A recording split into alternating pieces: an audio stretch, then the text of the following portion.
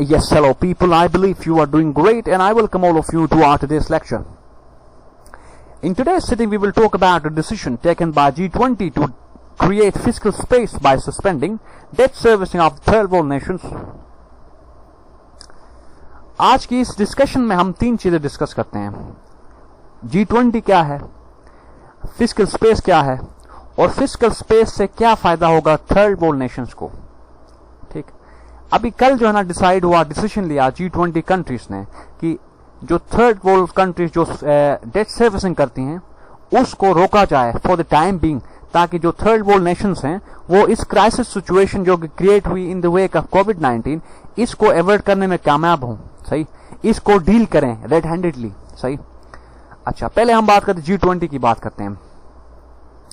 G20 हमारे पास एक ऐसा ग्रुप है दुनिया की टॉप लीडिंग 20 इकोनॉमीज का जो कि 1999 में बना.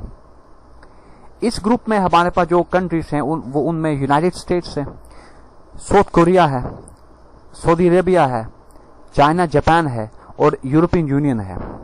ठीक, अब उसके बाद हम बात करते हैं फिस्कल स्पेस की. हम बात करते हैं फिस्कल स्पेस को समझने के लिए एक आर्टिकल का पीस मैंने आप लोगों के सामने जो है ना वो आप लोगों के सामने ये प्रोवाइड कर रहा हूं. आप लोग आई बिलीव ये नजर आ रहा है, तो इसको यहां से पढ़ते हैं. Fiscal space is commonly defined as the budgetary room that allows the government to provide resources for public purposes without undermining fiscal sustainability. Fiscal space को समझने से पहले यह मस्ट है कि हमें फिस्कल डेफिसिट के बारे में पता हो. फिस्कल डेफिसिट को वैसे मैंने अपने एक लेक्चर में जो ना वो इसको एक्सप्लेन किया था, फिर भी आज इसको एक बार जो ना ब्रीफली इसके ऊपर जो ना हम बात करते हैं. फिस्कल डेफिसिट हमारे पास किसी भी कंट्री की इकोनॉमी में एक ऐसी सिचुएशन है जिसमें उस कंट्री का जो एक्सपेंडिचर है वो एक्सीड कर जाता है उसके रेवेन्यू से. एग्जाम्पल समझते हैं इसको.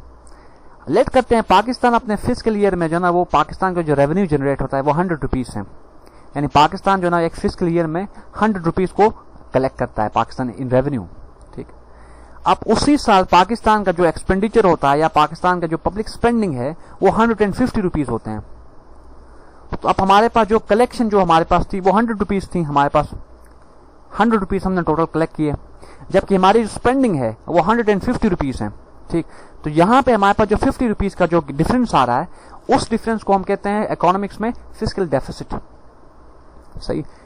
अच्छा, तो हमारे पास अब फिस्कल डेफिसिट की बात समझ आ गई, तो अब चलते हैं हम फिस्कल स्पेस की बात करते हैं. फिस्कल स्पेस हमारे पास एक ऐसा मैकेनिज्म है या एक ऐसा सपोर्टिंग एलिमेंट है जो कि एक कंट्री को या जो कि एक गवर्नमेंट को इस काबिल बनाता है कि वो गवर्नमेंट अपने उसकी जो पब्लिक है उसके ऊपर रिसोर्सेज को यूटिलाइज करे बगैर अपने फिस्कल सस्टेनेबिलिटी को अंडरमाइन किए. ठीक, फिस्कल सस्टेनेबिलिटी का मतलब यहां पे ये है कि बैलेंस टू क्रिएट या to maintain balance between revenue and expenditures. ठीक, एक्सपेंडिचर एंड रेवेन्यूज के बीच में जो हमारे पास मैट्रिक्स है, जो इक्वेशन है, उसको डिस्टर्ब किए बगैर अपनी आवाम के ऊपर जो है ना वो रिसोर्सेज को यूटिलाइज करने की कैपेसिटी को पोजेस करना, उस कैपेसिटी को कहते हैं या उस एबिलिटी को कहते हैं फिस्कल स्पेस. ठीक, अच्छा, फिस्कल स्पेस की समझ आ गई. ठीक, अब हम बात करते हैं कि फिस्कल स्पेस कैसे जो ना हमारे पास जो डेवलपिंग कंट्रीज हैं या जिनको हम थर्ड वर्ल्ड नेशंस कहते हैं उनको क्या फायदा होगा फिस्कल स्पेस से, या जो हमारे पास जो डिसीजन है G20 का कि जो डिसीजन है डेट सर्विसिंग को फॉर द टाइम बिंग उसको स्टॉप करना, उस डिसीजन से जो हमारे पास फिस्कल स्पेस होगा, उस फिस्कल स्पेस से जो हमारे पास कंट्रीज है डेवलपिंग कंट्रीज उनको क्या फायदा होगा. मैंने अपने एक लेक्चर में आप लोगों को बताया था कि पाकिस्तान जो है ना वो अपने टैक्स में से टैक्स का जो पाकिस्तान का जो टैक्स है उसका 70% पाकिस्तान यूटिलाइज करता है डेट सर्विसिंग में. सही, यानी जो हमारे पास टोटल टैक्स है उसका 70% हम यूटिलाइज करते हैं फॉर डेट सर्विसिंग. हमारे पास पीछे जो बच जाता है वो 30% है. ठीक, अब उस 30% से पाकिस्तान ने अपनी गवर्नमेंट को रन करना है, स्टेट अफेयर्स को पाकिस्तान ने ओवरसी करना है उसके थ्रू. सही, उसी 30% से पाकिस्तान ने अपने हेल्थ सेक्टर को, एजुकेशन को, बाकी जो भी स्पेंडिंग्स हैं उनको चलाना है उस 30% से. ठीक है, तो अब आप लोग खुद सोचें कि एक कंट्री है जिसका 70% जो उसका टैक्स है वो टैक्स सर्विसिंग में चला जाता है, 30% से क्या हो सकता है.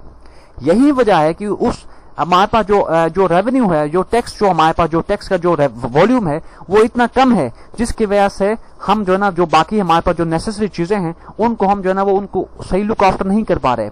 फॉर एग्जाम्पल हमारे पास रिसर्च एंड डेवलपमेंट का जो एलिमेंट है वो मिसिंग है। क्यों? क्योंकि हमारे पास रेवेन्यू है ही नहीं उसको बैक करने के लिए। सही, हमारा हेल्थ सेक्टर जो है ना वो आजकल वेंटिलेटर पे है। वजह क्या है? हमारे पास जो है ना इतना रेवेन्यू है ही नहीं कि हम अपने हेल्थ सेक्टर को जो है ना वो उसको मॉडर्नाइज करें, उसको मॉडर्न लेवल्स तक लेके आए, या उसको जो है ना वो कंटेम्प्रेरी स्टैंडर्ड्स तक लेके आने के लिए हमारे पास रेवेन्यू रिक्वायर्ड जो है वो अवेलेबल नहीं है। ठीक, इसी तरह बहुत सारी चीजें हैं। अच्छा, अब चूंकि G20 कंट्रीज ने यह डिसाइड लिया है कि जो डेट सर्विसिंग का जो प्रोसेस है उसको स्टॉप करें। सही, अब इसका मतलब यह है कि पाकिस्तान जैसी कंट्री, डेवलपिंग जो हमारे पास कंट्री है, उसका जो 70% वहां डेट सर्विसिंग में जा रहा था, अब वो भी अवेलेबल होगा पाकिस्तान के एंड पे, या वो भी अवेलेबल होगा एट द गवर्नमेंट डिस्पोजल।